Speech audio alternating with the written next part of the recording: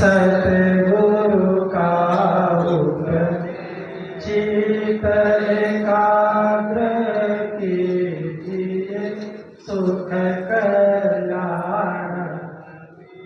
आरंभ कथा अब होत सावधान सब, सुनि गुनि धारण जो करे महासुख साहेयम् सदा हि सुगुरोस्य चरणारविन्दम् ज्ञेयं शुभं कलिमलोघहरं सुवाक्यं नेयं मुदा यतिवरे परिपूज्यमान्यं सेव्यं भजामि चितिरूपमज्जं कबीरम् नारूपमस्येह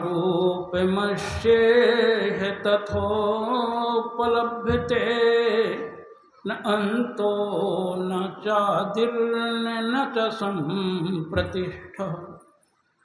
अस्वस्थमेनं सुविरूढमूलम् असङ्गशास्त्रेण द्राढेन छित्त्वा, असङ्गशास्त्रेण द्राढेन छित्त्वा।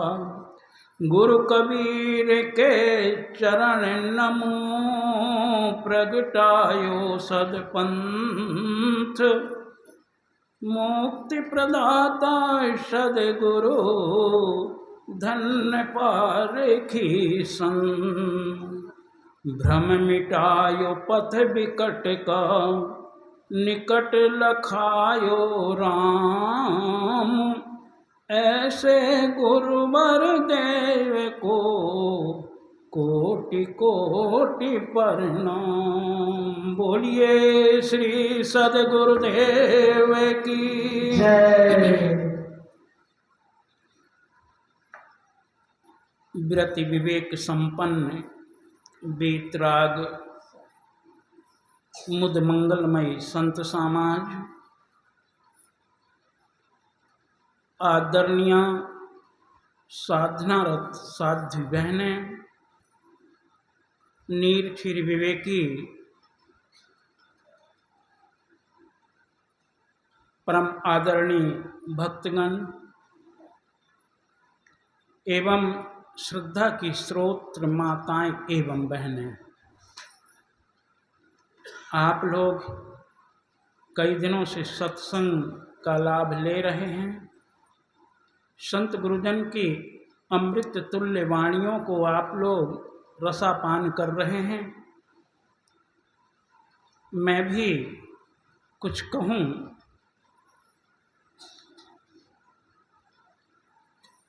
परम पूज्य प्रातः स्मरणीय गुरुवर कबीर ने कहा है,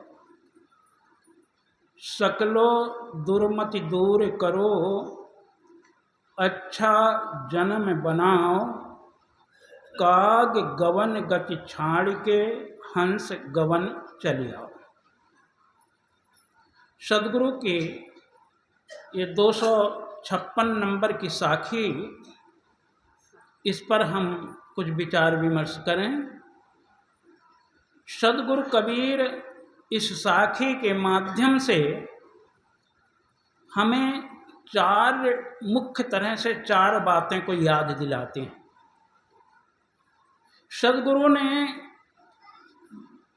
प्रथम बताए कि सकलो दुर्मति दूर कर दो, खराब मति को दूर कर दो,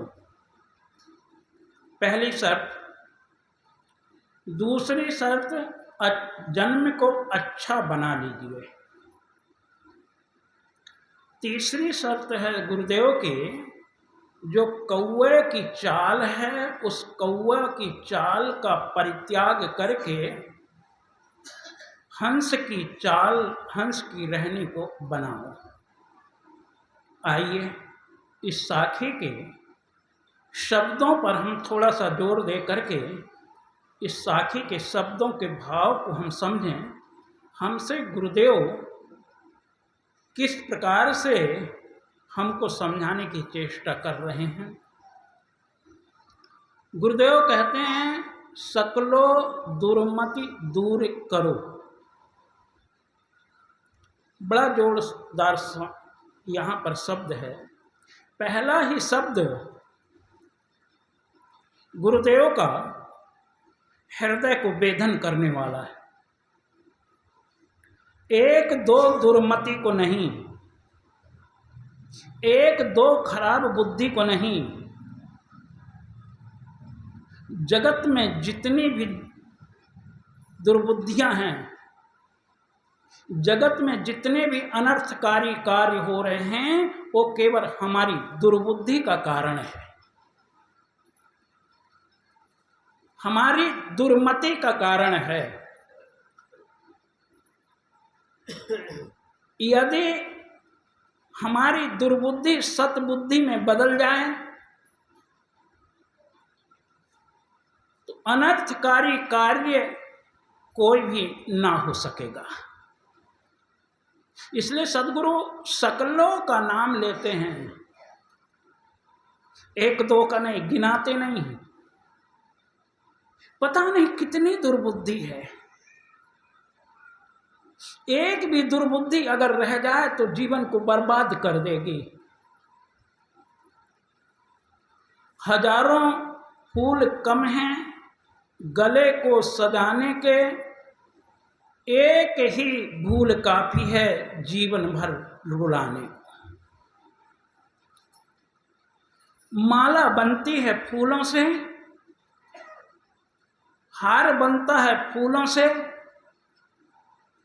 जितने फूल लगा दिए जाएं कम हैं।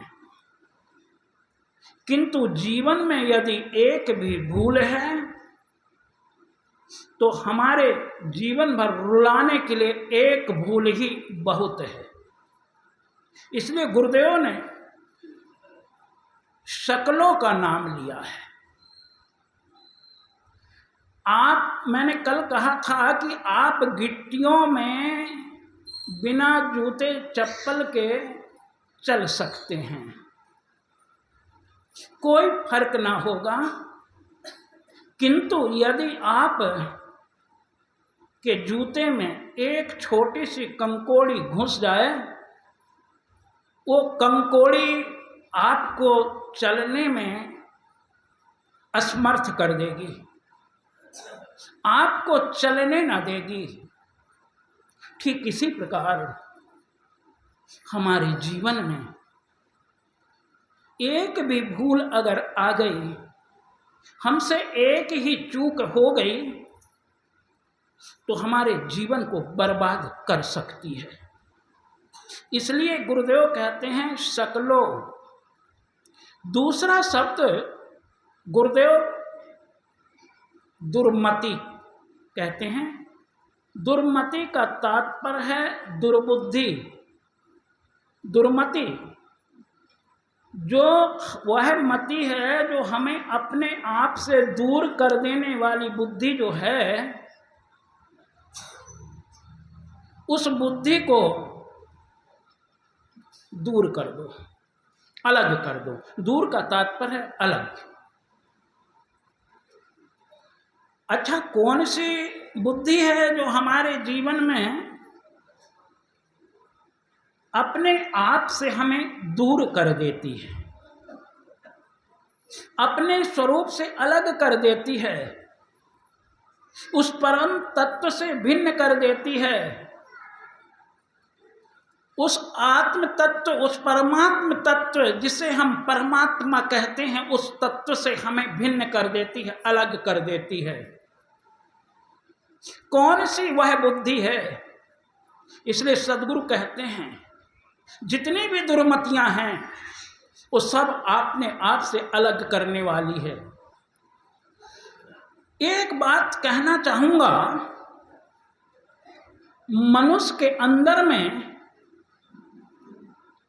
इतना बड़ा अहम है, वो सोचता है कि दुनिया में सारी बुद्धि डेढ़ हैं, कितनी है? 1.5। लेकिन उनमें से एक मेरे पास और आधी में सारी दुनिया। इतना बड़ा अहम आदमी के पास में है। जरा विचार करें, यदि हमारे जीवन में दुर्बुद्धि ना हो तो क्या आदमी मांस खाएगा? यदि दुर्बुद्धि ना हो तो क्या व्यक्ति शराब पिएगा? अगर दुर्बुद्धि ना हो तो क्या व्यक्ति बीड़ी, सिगरेट, गांजा, भांग आदि का भक्षण करेगा?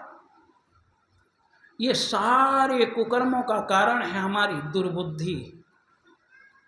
इसलिए सद्गुरु ने कहा, इन दुर्बुद्धि को दूर कर दो। सज्जनों, जिस दिन हमारे जीवन से दुर्बुद्धि दूर हो जाएगी, हमारा जीवन स्वर्गमय जीवन हो जाएगा।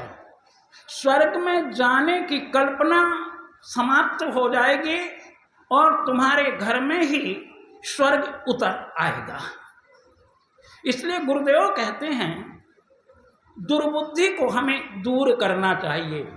हमारे जो किसान भाई हैं, जो खेतिहर व्यक्ति है, ये बीड़ी पीते हैं, किंतु जो पढ़ा लिखा इंसान है, जो अपनी इमेज को कुछ समझता है, वो सिगरेट पीता है।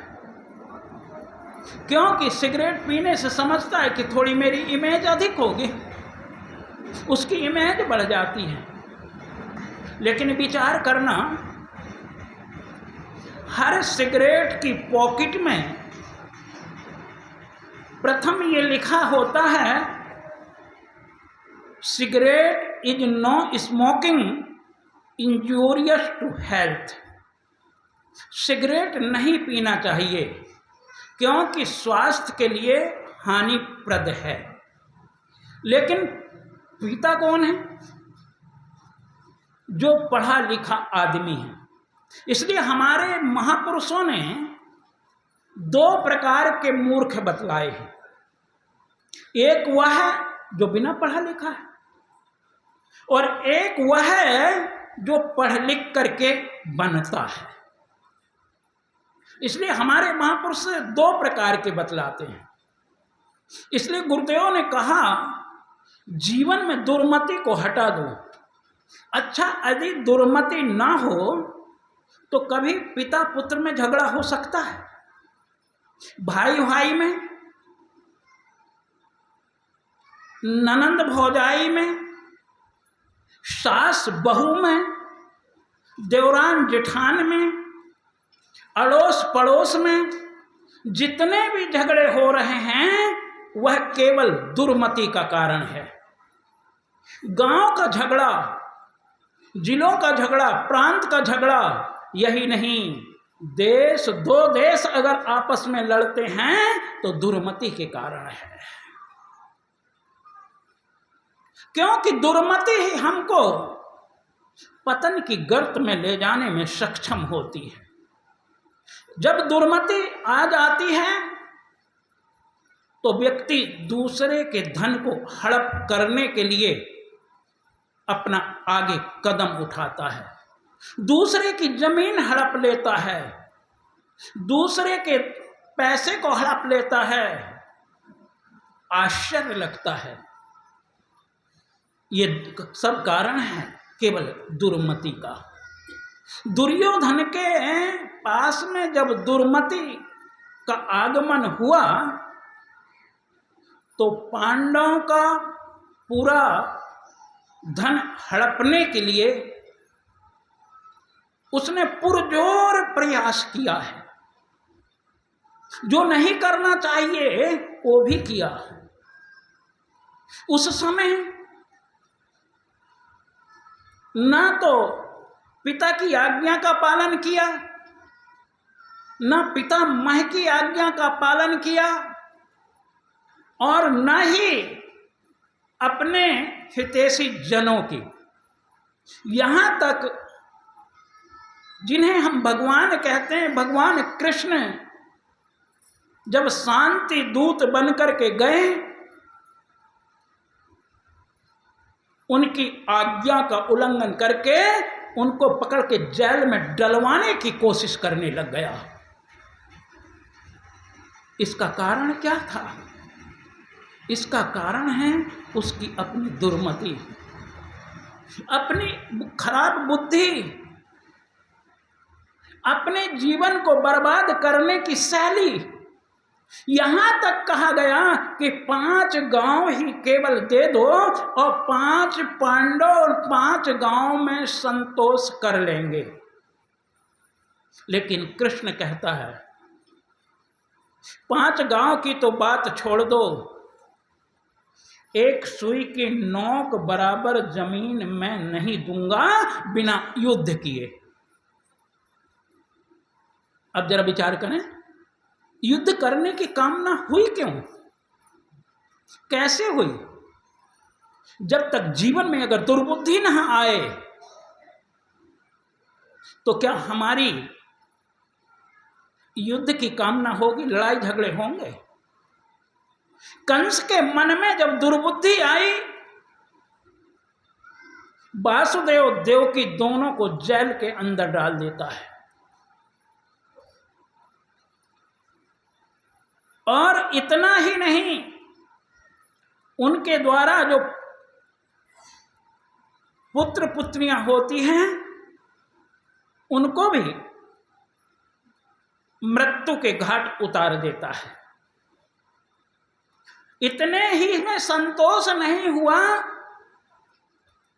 बल्कि उसने गोकुल में जितने भी नन्हे मुन्ने बच्चे थे सबको मरवाने का प्रयत्न किया। ये उसकी दुर्बुद्धि का कारण था। यदि दुर्बुद्धि ना आई होती रावण के हृदय में तो सीता का हरण करता ही नहीं। सीता का हरण करने का कारण है रावण की अपनी दुर्बुद्धि। इसलिए सदगुरु कबीर कहते हैं, जब जब हमारे देश में युद्ध हुए ये दुर्बुद्धि का कारण है। दुर्बुद्धि अगर ना होती तो मोहम्मद गोरी सोमनाथ मंदिर को तोड़वा करके 2200 मन सोना अपने देश ना ले गया होता। अगर दुर्बुद्धि ना होती तो विश्वनाथ मंदिर को तोड़ करके कोहिनूर हीरा अपने साथ ना ले गया होता। ये सारे कारण क्या हैं? ये सारे कारण हैं दुर्बुद्धि। आप कह सकेंगे कि इस दुर्बुद्धि के कारण इतना ह्रास हुआ भारत का, तो इनके पास में सद्बुद्धि क्यों नहीं आई? इसलिए बड़ी सुंदर बात महाभारत के शांति पर्व में आती है। एक बार भीष्म पितामह ने दुर्योधन से कहा दुर्योधन, तुम धर्म को जानते हो? कहा पितामह, हाँ धर्म को जानता हूं। बड़ी सुंदर बात कही है, जनामि धर्मम, क्या तुम धर्म को जानते हो? कहा हाँ पिताजी धर्म को जानता हूं। तो कहा मूर्ख, जब तुम धर्म को जानते हो अधर्म को भी जानते हो तो धर्म में प्रवृत्ति क्यों नहीं करते हो? बड़ी सुंदर बात उन्होंने कहा, पितामह जनामि धर्मम नचम प्रवृत्ति। पितामह मैं धर्म को तो जानता हूं लेकिन धर्म में मेरी प्रवृत्ति नहीं थी। अच्छा भाई, धर्म में प्रवृत्ति क्यों नहीं लगती है? क्या कारण है? मनुष्य की धर्म में प्रवृत्ति इसलिए नहीं हो पाती है कि मनुष्य के हृदय में अहम छुपा हुआ है, अहंकार छुपा हुआ है, लोभ छुपा हुआ है, मोह छुपा हुआ है। और ये लोभ, मोह और अहंकार धर्म में प्रवृत्ति नहीं होने देते। इसलिए गुरुदेव कहते हैं सकलो दुर्मति, इन दुर्मति को दूर कर दो। बाली और सुग्रीव का झगड़ा दुर्मति का कारण है। यही नहीं, प्राणी जगत में जितने भी झगड़े जहां से होते हैं वो सब में मूल कारण है दुर्मति। इसलिए हमें सबसे प्रथम दुर्मति को ही दूर करना चाहिए। दुर्मति जब ज्ञानियों के मस्तिष्क में आकर के अपना घर कर लेती है तो ज्ञानी को भी अज्ञानी बना देती है। कैसे बना देती है? श्रीमद् भागवत में कथा आती है। पाराशर ऋषि के मस्तिष्क में जब दुर्बुद्धि आई तो मत्स्य गंधा के साथ में उसने प्रस्ताव रखा। मत्स्य गंधा ने बहुत मना किया, दिन का समय है और दिन के समय में ऐसे घिनौने काम को नहीं करना चाहिए। कथा कहती है उसने ऐसा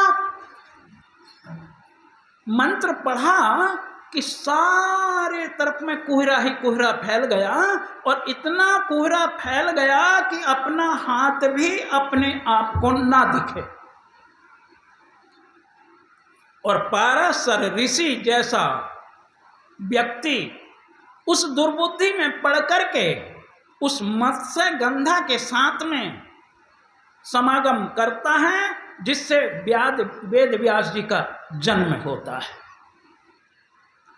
प्रिय बंधुओं, यदि हमारे जीवन में दुर्बुद्धि ना आए तो व्यक्ति किसी की मां, बहन, बेटी को खराब निगाह से देख नहीं सकता है। अगर हमारे मन में दुर्बुद्धि ना आए तो व्यक्ति कभी चोरी कर नहीं सकता है। यदि मन में दुर्बुद्धि ना आए तो लोभ के मोह में व्यक्ति कभी फंस नहीं सकता है। हमारे जीवन में अगर दुर्बुद्धि ना आए तो क्रोध की उत्पत्ति कभी हो नहीं सकती है। हमारे जीवन में जब जब दुर्बुद्धि आती है हमारे जीवन में पतन का कारण बन जाती है। इसलिए सद्गुरु कहते हैं तुमने इंसान का जन्म पाया है, मनुष्य का जन्म पाया है, और मनुष्य का जन्म यदि पाए हो तो दुर्मति को हटा दो, दुर्मति को दूर कर दो। अच्छा, ये दूर शब्द सद्गुरु ने क्यों रखा है? सद्गुरु की एक एक शब्द सद्गुरु के इतने हृदय अंगम करने के योग हैं, जब कभी विचार करते हैं तो ऐसा लगता है कि सद्गुरु कबीर कितने पारदर्शी महापुरुष रहे होंगे। वो हृदय की बातों को कितने जल्दी समझ लेते होंगे। एक मनोविज्ञान का व्यक्ति पढ़ा हुआ वो भी फेल है। किसी के हाव भाव को जब तक नहीं देखता है, कोई मनोवैज्ञानिक ऐसा नहीं जो कि उसकी मन की बात को बता दे। मनोवैज्ञानिक तब बात को बता पाता है जब सामने उस व्यक्ति के हो, उसके हाव भाव को देखता हो, और उसके हाव भाव को देख करके तब वह व्यक्ति बताता है कि इसके मन में क्या प्रेरणाएं चल रही। लेकिन सद्गुरु कबीर एक ऐसे व्यक्ति हैं कि चाहे व्यक्ति अमेरिका में बैठा हो या जापान में, चाहे रूस में हो या चाइना में, दुनिया के किसी भी कोने में कोई व्यक्ति क्यों ना बैठा हो, लेकिन सद्गुरु कबीर की वह वाणी वहां भी सटीक लगती है। चाहे दुनिया के किसी कोने में समुद्र के अंदर घुस करके क्यों ना बैठा हो, लेकिन सद्गुरु कबीर की वह वाणी वहां भी जाके अपना घर बना लेती है। मित्रों, सद्गुरु कबीर ने कहा सकलो दुर्मति अब कहते हैं दूर करो। दूर कहाँ करने भाई? ले जाके सिवान में रख आए कि अमेरिका वालों को दे दें, रूस जापान वालों को, किनको ले जाके दे दें? ना देने की जरूरत है और ना ही लेने की, क्योंकि लिया दिया तो वह चीज जाती है जो कोई वस्तु हो।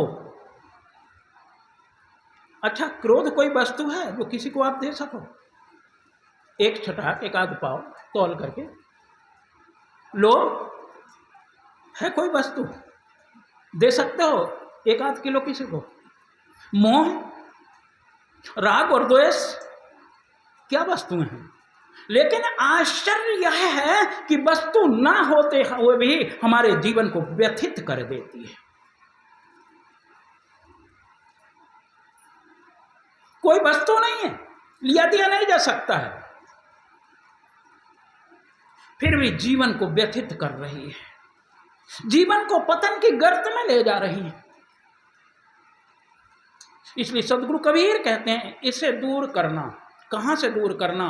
अपनी एनर्जी से इसे दूर कर दो, निकाल दो। कहीं किसी जगह मत दो, वस्तु तो है ही नहीं, लेकिन अब आप उसे मान लिए हो।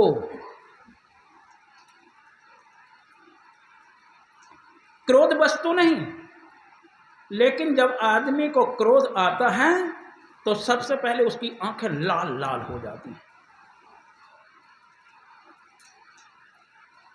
क्योंकि आंख में क्रोध आता है, पहले आंखें लाल लाल करता है। इतने में समझ जाओ कोई बात नहीं, लेकिन इतने भी नहीं समझ पाते हैं तो क्रोध आ जाता है जवान में, बाणी में क्रोध आ जाता है, और बाणी में जब क्रोध आता है तो गाली देने लगता है, पता नहीं गंदे गंदे शब्द निकालते रहता है जो ना कहने के योग है। बड़ा आश्चर्य है, इतना बड़ा दुश्मन है ये। पिता बैठे हो, माता बैठी हो, गुरु क्यों ना बैठा हो, भगवान ही क्यों ना आकर के उतर के खड़ा हो जाए, लेकिन आदमी उसकी भी परवाह नहीं करता। जब उसके जीवन में क्रोध आ जाता है उसको भी गाली देने को नहीं छोड़ता है।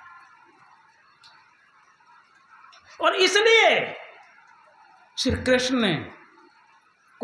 कृष्ण को दुर्योधन बंधक बनाना चाहता है, बंधक बना करके जेल में डाल देना चाहता है। कहानी तो कहती है कि उस समय उन्होंने विराट रूप को दिखाया, और जब विराट रूप को दिखाया तो पितामह उनकी स्तुति करने लग जाते हैं। श्रीमद् भागवत में कथा आती है, उधर अधिक न ले जाऊंगा क्योंकि समय हमारे पास में अल्प है, और कहने के लिए तो कभी लोग कहते ही हैं, जस वक्ता की बात में बात, बात में बात, अस केला के पात में पात, पात में पात। और बड़ी बात यह है कि सामने रखी हुई है घड़ी, इसलिए वो कहती है कि जरा इसको समेट, क्यों बढ़ाते जा रहा है तुम, इसको कम कर। ये घड़ी हमेशा टोकते रहती है, और अगर ये घड़ी सामने ना हो ना तो मैं अपने आप को भी भूल जाता हूं कि टाइम कितना है पता नहीं। तो मैं कह रहा था हमारी दुर्मति को दूर करना है, खराब बुद्धि को दूर करना है, अपने जीवन से जो हमें दूर ले जाने वाली बुद्धि उसको दूर करना है। अब प्रश्न होता है कि दूर ले जाने वाली बुद्धि उसको दूर हम कैसे करें? दूर करना यही है कि हम सजग रहें। जीवन में सजग अगर रहोगे तो कभी भी ये दुर्घटनाएं ना हो। इसलिए महापुरुष कहते हैं सावधानी हटी और दुर्घटना घटी। जब हम सावधान नहीं रहे, कोई व्यक्ति अपने घर में सोए हों, सबके सब व्यक्ति सोए हुए हैं, कोई जाग नहीं रहा तो चोर आ सकता है। लेकिन अगर आप जागते हो तो कोई चोर आएगा? कभी नहीं आ सकता। इसी प्रकार जब आप सो जाते हैं, कहाँ सो जाते हैं? मानसकार गोस्वामी जी ने लिखा है, मोह निशा सब सोवन हारा। मोह की नींद में जब आप सो जाते हैं तब क्या होता है? काम क्रोध लोभ मोह अहंकार रूपी चोर तुम्हारे इस घर में जा प्रवेश कर लेते हैं। मोह की नींद में सोए हैं तो आना ही आना है चोर, क्योंकि चोर तो मौका देखता ही रहता है। अच्छा, एक चीज और बता देना चाहूंगा मैं। चोर आपके घर में घुस जाएं और कई ठो दरवाजा हो और आप लोग सब जाग जाएं, घर के जितने भी सदस्य हैं, तो भला बताओ चोर ये सोचेगा कि जिस दरवाजा से मैं घुसा हूं उसी दरवाजे से भागूं? सोचेगा? वो किसी भी दरवाजे से जहां मौका देखेगा निकल के तुरंत बाहर हो जाएगा, कहीं मुझे पकड़ ना लें। और इसी प्रकार जब तुम आपकी सारी इंद्रियां जागृत हो जाएं, नाक कान आंख मुंह जिह्वा त्वचा, जब सारी इंद्रियाओं से आप जाग जाएं, जागृत हो जाएं आपकी इंद्रियाएं, तो स्पर्श रूपी चोर आपकी आंख में कभी घुस नहीं पाएगा। माफ करेंगे, स्पर्श रूपी चोर आपकी त्वचा में कभी घुस नहीं पाएगा। रूप का जो चोर है वो आपकी आंखों से कभी घुस नहीं पाएगा। शब्द रूपी चोर आपके कानों तक प्रवेश नहीं कर पाएगा और गंध रूपी चोर आपकी नासिका में प्रवेश नहीं कर पाएगा। पर हम सो जाते हैं, भूल जाते हैं, और भूल भी ऐसी भूल होती है कि हम जाग नहीं पाते हैं। इसलिए मानसकार ने कहा फिर हम जागें कब, कैसे जाने कि हम जागे हैं? बड़ी सुंदर चौपाई मानसकार कहते हैं। क्या कहते हैं? जानहु जबहि जीव जग जागा, जानहि जबहि जीव जग जागा, तब सब विषय विलास विरागा, तब सब विषय विलास विरागा। जब जानो कि हमारे सब इंद्रियां जग गए, जबकि हमारी कोई भी इंद्रियां विलासता के तरफ ना जाए, समझ लेना कि हम जाग गए हैं। जब आपका मन अगर किसी विलासता की तरफ बढ़ता है तो समझ लेना कि ये नींद है, गफलत की नींद है, और इस गफलत की नींद से जागे बगैर ये चोर कभी बाहर जा नहीं सकता है। इसलिए जागो। ये संत किस लिए आते हैं आपके यहां पर? आपको जगाने के लिए आते हैं। संत मही बिच रही यही हेता, और जड़ जीवन को करही सचेता। जीवों को सचेत करने के लिए संत गुरुजन हमारे यहाँ आते हैं और हमें सचेत करते हैं। इसलिए गुरुदेव कहते हैं, सकलो दुर्मति दूर करो। सज्जनों, ये करो शब्द जो है ना, और भी इन तीनों शब्दों से ही अधिक मूल्यवान है करना।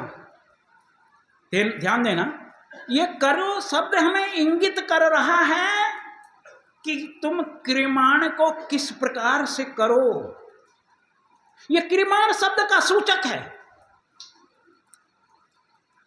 क्योंकि वर्तमान में हम जो भी क्रिया करते हैं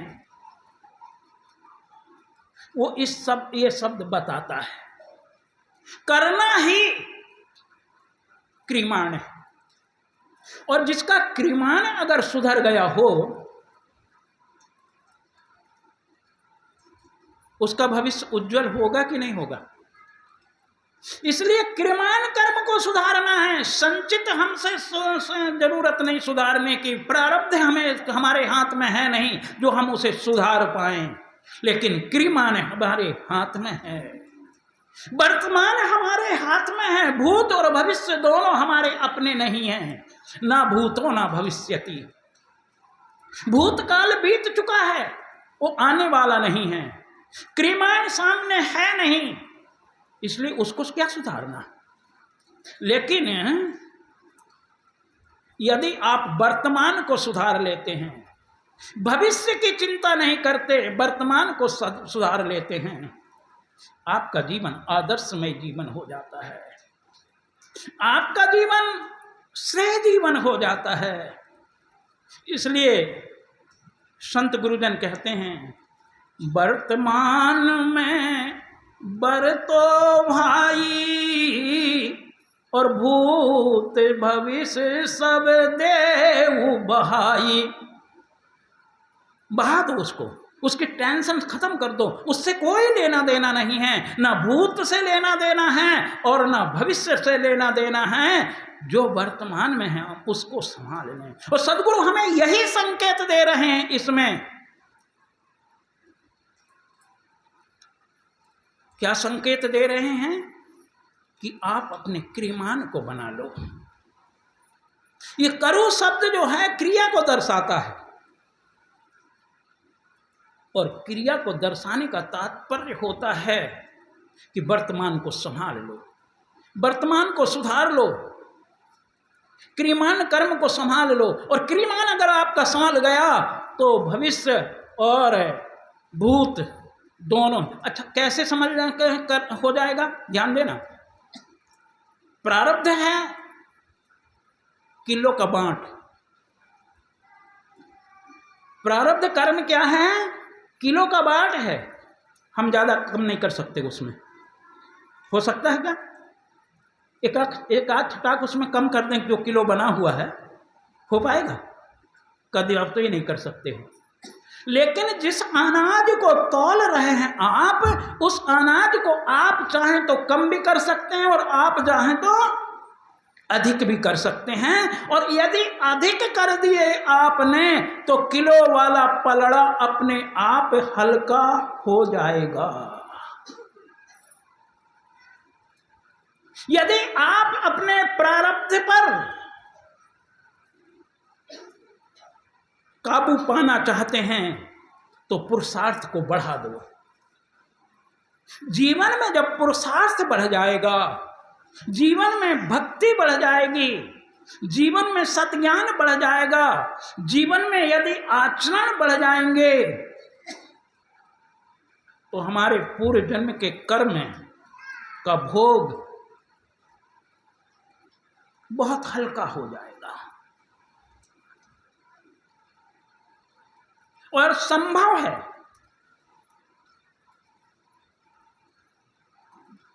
कि वो भोग आपका नष्ट भी हो सके। कैसे नष्ट हो सकता है? कि ये कर्म का फल, सदगुरु कबीर तो कहते आपन कर्म ना मेटो जाई, अपने कर्म कभी मिटते नहीं। लेकिन सदगुरु ये भी कहते हैं, तुझे वीरानी क्या परी, तू अपनी आप संभल जा। अरे भूला तो भूला बहुर के चेतना, और विस्मय की छुरी तो संशय का।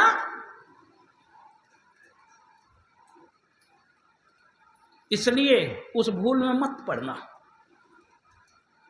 जैसे एक उदाहरण दूं, बाहर का उदाहरण समझे हम, बाहर के उदाहरण से।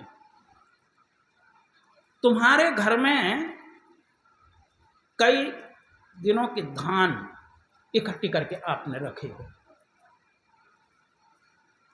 संयोग से उसका उपयोग करने का अवसर आपके जीवन में नहीं आया। साल, 2 साल, 4 साल, 10 साल। अब बताओ 10 साल तक उसका उपयोग अगर आप ना करें तो धान के चावल आपके जीवन में उपयोग करने लायक रह जाएंगे? कदापि नहीं रहेंगे।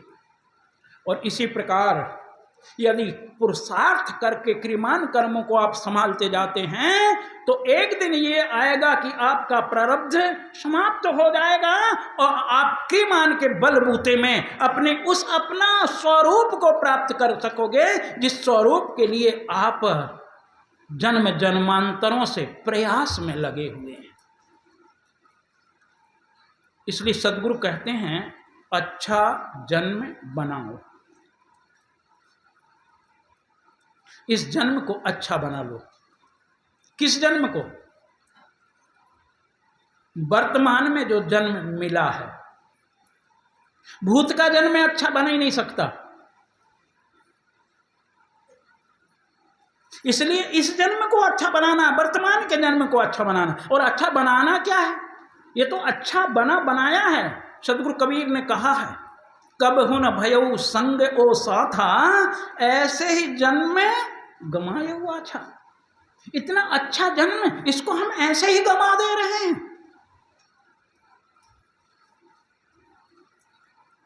क्यों कहा है? क्या कारण है? अच्छा जन्म क्यों कहा है? सज्जनों, क्या अच्छा अगर है तो कोई बुरा भी है?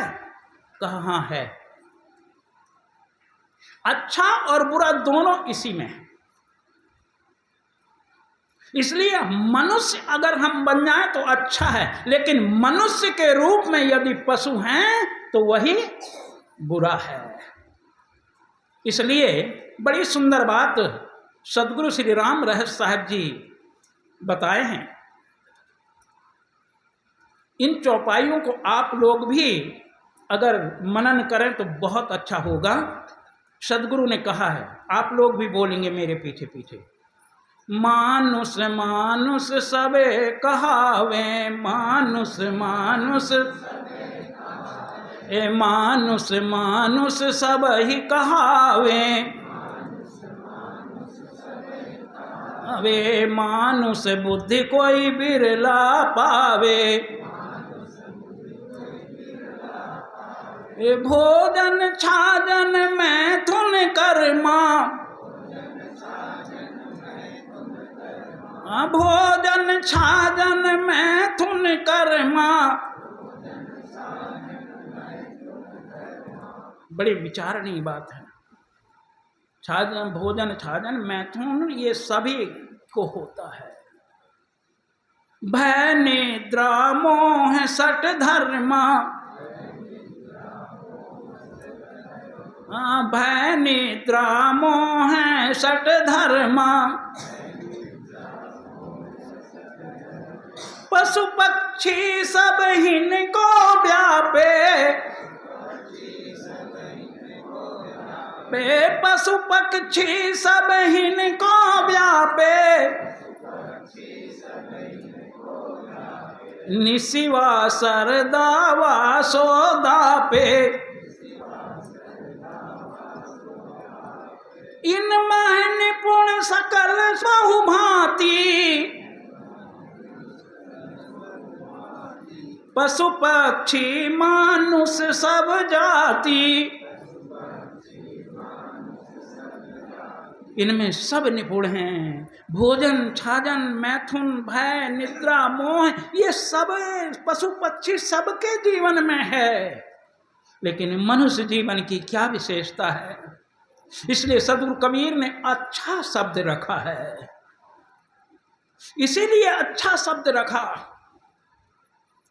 आप अपने जीवन को अच्छा भी बना सकते हो और आप अपने जीवन को खराब भी बना सकते हो। यदि राम का जीवन अच्छा है तो रावण का जीवन खराब है। यदि कंस का जीवन खराब है तो कृष्ण का जीवन अच्छा है। यदि पांडवों का जीवन अच्छा है तो कौरवों का जीवन खराब है। वो भी मनुष्य हैं। बैठे हुए सभी प्राणी मनुष्य है। पर ध्यान देना, मनुष्य का ये शरीर दिख रहा है। यदि गुण को देखने जाओगे तो शायद कोई मुश्किल से मनुष्य मिलेगा। एक बार एक संत जी रास्ते से चला जा रहे थे, भूख लगी थी। उसने कहा, विचार किया कि कोई मनुष्य अगर हो तो मैं उसके यहां जाके भोजन करूं।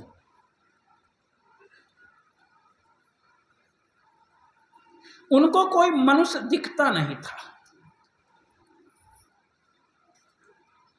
पर एक विशेषता और थी। कौन सी? दिन का समय था लेकिन हाथ में जलती हुई लालटेन लिए हुए थे। कुछ लोगों ने पूछा, महाराज इतना सूर्य का प्रकाश तप रहा है, सूर्य का प्रकाश है और आप लालटेन लेकर के क्या खोज रहे हो? संत जी उत्तर देते हैं, कहा मैं मनुष्य को खोज रहा हूं। अच्छा, तो इतने सब बैठे हैं, ये मनुष्य नहीं है? कहा भाई मेरे चश्मे से तो ये मनुष्य नहीं दिखते हैं, अब आपके चश्मा से दिखते हो तो मुझे पता नहीं। कहा कौन सा चश्मा है तुम्हारा, जाओ ना देखें हम भी, लाओ हमारे को दो। और जब उसने संत जी उसको चश्मा दे देते हैं, और जब वह व्यक्ति चश्मा लगाता है तो चश्मा लगाते ही कोई सियार, कोई सिंह, कोई गधा, कोई बैल, कोई ऊंट, कोई हाथी, मनुष्य कोई है ही नहीं। उसने कहा महाराज गजब का चश्मा है आपका, ऐसा चश्मा? अरे यहां तो कोई भी इंसान नहीं है, सब पशु। एक मोची बैठा हुआ था, मोची की तरफ जब उस व्यक्ति ने देखा तो वो मोची उसकी नजरों में मनुष्य दिखा। संत जी जो उसके पास पहुंच करके कहते हैं, बेटा मैंने दिन भर से कुछ खाया नहीं है, भूख लगी है, क्या कुछ तुम दे सकते हो? मोची जैसे ही दिखा, कहा गुरु बैठिए, यहाँ बैठिए। मोची झट से गया दुकान में, कुछ फल लाया और फल ला करके संत जी को धो करके दिया। कहा संत जी लीजिए। और एक जोड़ी जूते उसने जो बनाए थे बड़े सुंदर, राजा के पास ले गया। कहा सरकार आप ये जूते खरीद लें, अच्छा होगा। कहा यार जूते तो बहुत बढ़िया हैं, लेकिन दोगे कितने में? कहा महाराज जो आप दे दें वही मैं ले लूंगा, पर मैं कीमत नहीं बताऊंगा। कहा क्यों, कीमत क्यों नहीं बताओगे? कहा मेरा संकल्प है जो इन जूतों की कीमत से आएगा, मेरे यहाँ पर एक संत जी बैठे हुए हैं, मैं उसको समर्पित करके संत जी का भोजन आदि की व्यवस्था करूंगा, इसलिए ये जो कुछ भी इससे आएगा उससे से मैं सेवा करूंगा। तो कहा कि फिर आप वो संत को मेरे यहाँ भेज दीजिए ना, मैं उसकी सेवा कर दूंगा, कोई बात नहीं। कहा महाराज वो आपके यहाँ नहीं आएंगे। नहीं आएंगे? क्यों भाई, क्यों नहीं आएंगे? कहा महाराज वो केवल इंसान के यहाँ जाते हैं, मनुष्य के यहाँ जाते हैं। तो क्या मैं मनुष्य नहीं हूं? कहा मैं तो ये नहीं कह सकता कि आप मनुष्य हैं या नहीं हैं, लेकिन वो संत जी के पास में एक चश्मा देख लीजिए आप, अगर कहीं आप मनुष्य हो तो कोई बात नहीं। कहते हैं वो संत जी को बुलाया गया।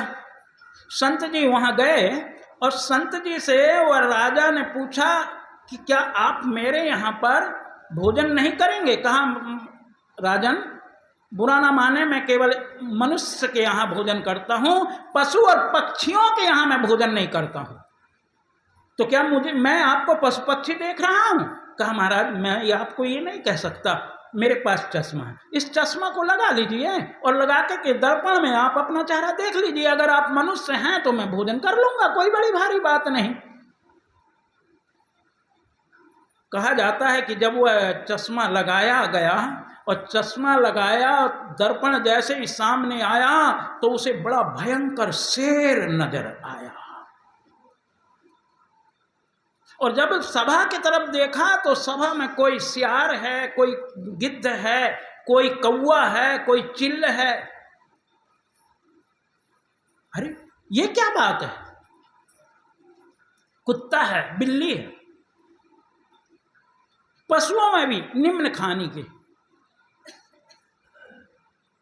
उसने कहा ओहो, बड़ा गजब का चश्मा है ये। सज्जनों, वो कोई और चश्मा नहीं है, वो चश्मा है विवेक। जिसके अंदर में विवेक है वो पता लग जाता है, क्योंकि यदि मांसाहारी व्यक्ति है तो इंसान नहीं हो सकता। यदि किसी का धन हड़पने की भावना है, इंसान नहीं हो सकता। किसी की मां बहन बेटी को बुरी निगाह से देखता है, इंसान नहीं हो सकता। क्रोध के आवेश में किसी की हानि करना चाहता है, इंसान नहीं हो सकता। इसलिए इंसान बनने के लिए, समस्त दुर्गुणों से दूर करने के लिए सदगुरु कबीर ने कहा। मित्रों, बड़े सौभाग्य की बात है, आज मनुष्य का जीवन मिला है और ये मनुष्य के जीवन से अच्छा कोई जीवन हो ही नहीं सकता है। और इसलिए सदगुरु कबीर ने कहा, अच्छा जन्म बनाओ, पर ध्यान देना, इसे बनाना होगा। कभी के शुभ संस्कार आपके जीवन में रहे होंगे, वो आपको यहां तक ला दिए हैं। अब आगे आपकी कमाई है। आप किस प्रकार की कमाई कर रहे हैं? मांस खाने वाले की 4 निशानी है, ध्यान देना। कुछ लोग कहते हैं महाराज ये बकरा मुर्गा बनाए किस लिए हैं? इसीलिए तो बनाए गए हैं बकरा मुर्गा। संडे हो या मंडे रोज खाओ, जरा विचार करना। अरे भैया, उस मुर्गी के अंडे में ताकत कितनी हो जाएगी? मुर्गे को एक बिल्ली मरोड़ करके रख देती है, बिल्ली को भी बस में नहीं कर सकती मुर्गी, इतने उसके ताकतवर अंडा हो सकता है। हाथी का अंडा होता तो मान भी लेता कि चलो कोई बात नहीं, इससे लोगों को ताकत आ जाएगी, लेकिन मुर्गी का अंडा। और ध्यान देना, आप अगर लघुशंका गए हैं घर में, उसी समय भोजन करने को कहें तो कहेंगे कि लाओ पहले हाथ धो ले तब भोजन करेंगे, क्योंकि आप लघुशंका गए हैं। गंदी जगह में हाथ लगा है। उस अंडे में क्या है? मुर्गा और मुर्गी के पेशाब के अलावा कुछ है? अपने पेशाब से इतनी घृणा और दूसरे के पेशाब को अपने पेट में भरना, यह कितनी बड़ी बुद्धिमानी है। अपने माता पिता जब मर जाते हैं तो लोग क्या करते हैं? शमशान भूमि में ले जाते हैं और शमशान भूमि में जला करके गाड़ करके जिसकी जो प्रक्रिया है लौट करके आते हैं। तो आते सीधे घर में प्रवेश नहीं करते, करते हैं पहले नहाएंगे धोएंगे तब घर में प्रवेश करेंगे। क्यों? क्योंकि हमने मुर्दा को छिया है। अच्छा ये बताओ, जिस बकरा और मुर्गा को मार डाले वो जिंदा है कि मुर्दा? क्या है? मुर्दा को रखने की जगह होती है शमशान भूमि, और आपने नमक मिर्च मिलाकर के ठोंक बघार करके कहां रख लिया? क्या बना ये? आपका पेट शमशान भूमि बनाने के लिए नहीं मिला है मित्रों, ये इसलिए मिला है कि आप इंसान बनो, पर आपने उसे शमशान बना दिया है। बनना तो था इंसान, लेकिन बना दिया है शमशान। मैं कह रहा था मांस खाने वालों की 4 निशानी है, देख लेना आप अपने जीवन में। वो निशानी अगर आपके पास में हो तो कोई बात नहीं, मांस खाओ, कोई बात नहीं। और अगर ना हो तो पहली निशानी है जिसके गाल कान तक फटे हों वो मांस खाने वाला है। कुत्ता बिल्ली को देखा है आपने, सिंह को, सियार को, उनके कहां तक गाल फटे रहते हैं? कान तक गाल फटे रहते हैं। इसलिए वो मांस खाते हैं जिनके दो बगल के दांत बड़े बड़े हों और बीच के दांत छोटे छोटे हों, क्योंकि वो मांस काटने के काम आता है उनके। आपके हैं ऐसा?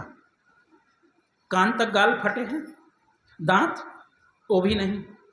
अच्छा, जो अपने पैर हाथ के नखों से जमीन को खोद सके, गड्ढा बना सके, बना सकते हो? आपके पास में हैं ऐसे औजार? ये भी नहीं।